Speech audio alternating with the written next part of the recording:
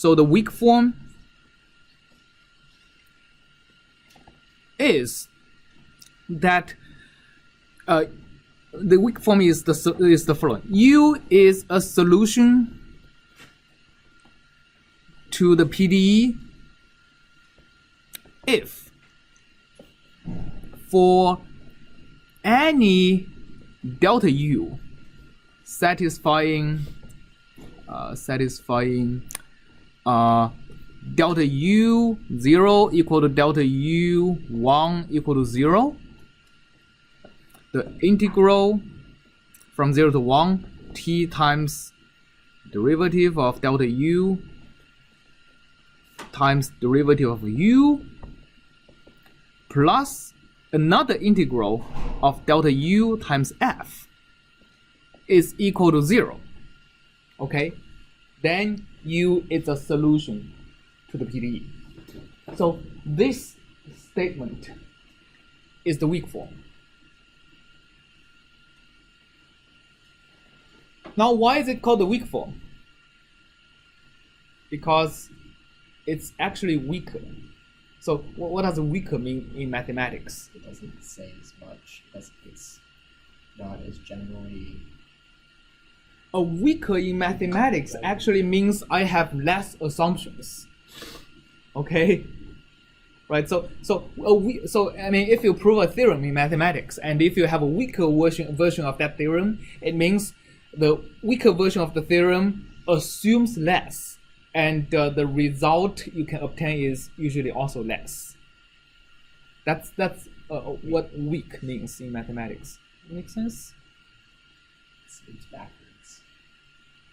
Weaker just means it assumes less and it asserts less. Okay, so here it's weaker because look at this statement versus the statement up there. Do you think is anything that we assume when we are writing down that equation that we don't have to assume when we write down this statement? The function is continuous. Yeah, we have derivative of U here, right? Again, this is the strong form. This is the weak form. F is uniform. The derivative is continuous? Yes, that's one of the major assumptions. When we write down the strong form, we are assuming the second derivative exists, right? Okay, the second derivative exists, basically guarantees that the first order derivative has to be continuous, right?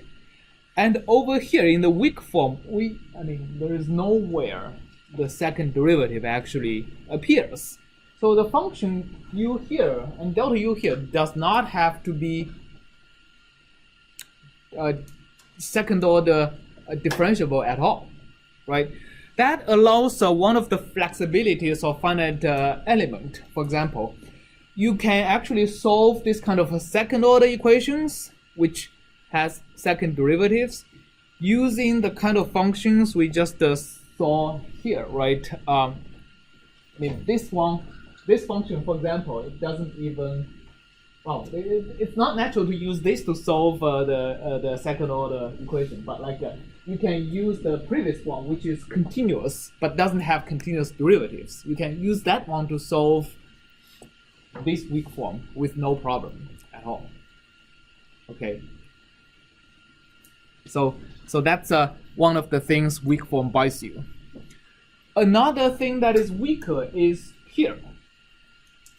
Okay, in F.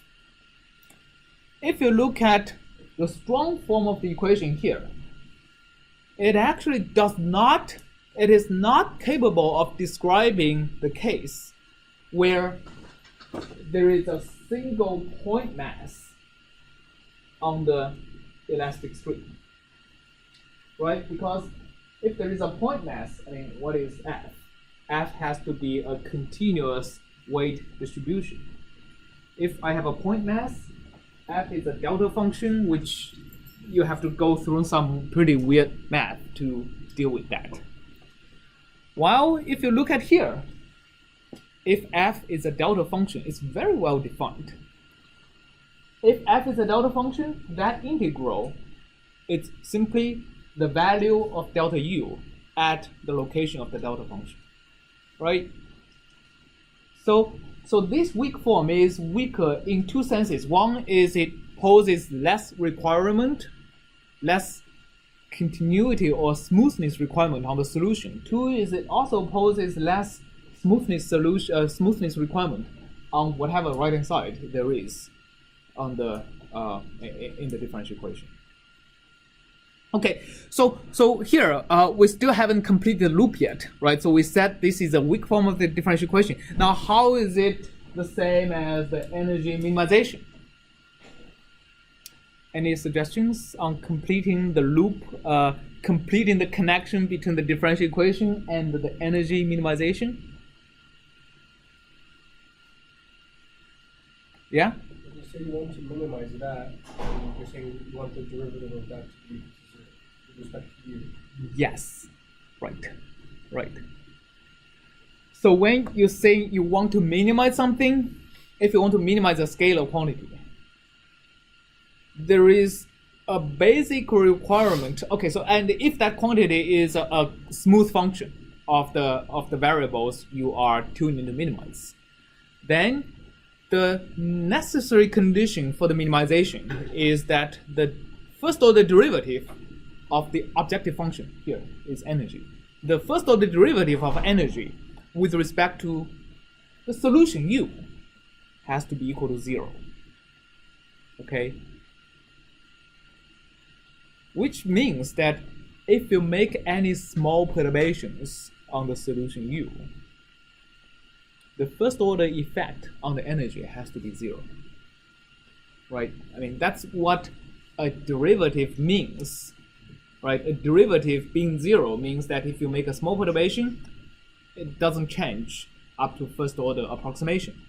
And this is actually the extension of what derivative is into an infinite dimensional functional space. And because here we are not actually taking derivative to a finite number of variables, we are taking derivative to this function, right? Because we are minimizing over the possible functions. So extension of derivative into functional space is basically variation, right? So it's called variation, but effectively what it says is that if you make any small perturbation delta u to the function u, the first order change is the derivative, and here the first order change has to be 0.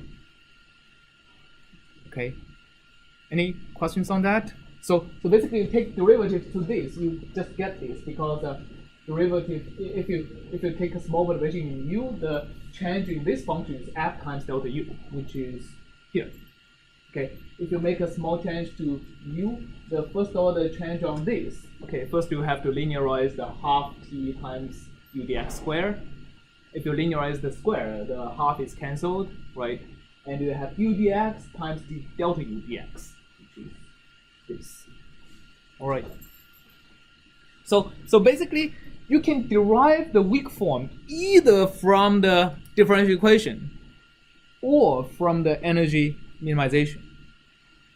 Okay. So today we are going to explain finite difference in the context of energy minimization.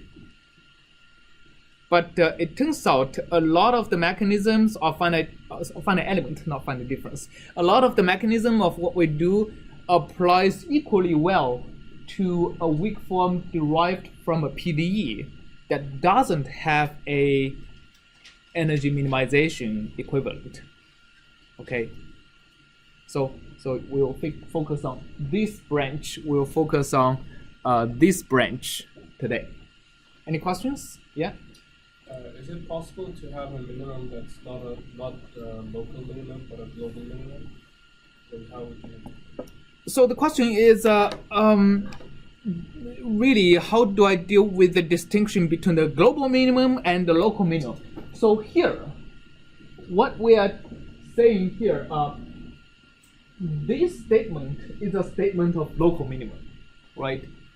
This minimization here actually does not have to be a global minimum. That's actually what happens in physics.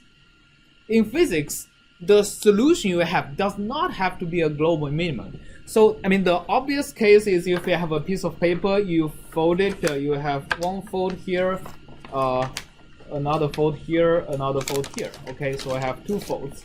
So I put it up like this. Where is the global minimum of my potential energy? This one, right? But if I put something here, it's not. It weighs too much. I mean, this is obviously not at global minimum, right? Actually, the global minimum is probably down there. so it's fine. Like a physical solution only needs to be a local minimum. It doesn't have to be a global minimum. Okay. I mean, if you have multiple minimums, it just means you have multiple physical solutions, and which one you get to probably depends on your initial condition. So you probably want to solve your problem as a time-dependent problem instead of as a time-independent stationary problem, unless you know about something about the physics on which one it'll get to without even solving that. All right. So how to use finite elements to minimize energy is what we want to talk about today.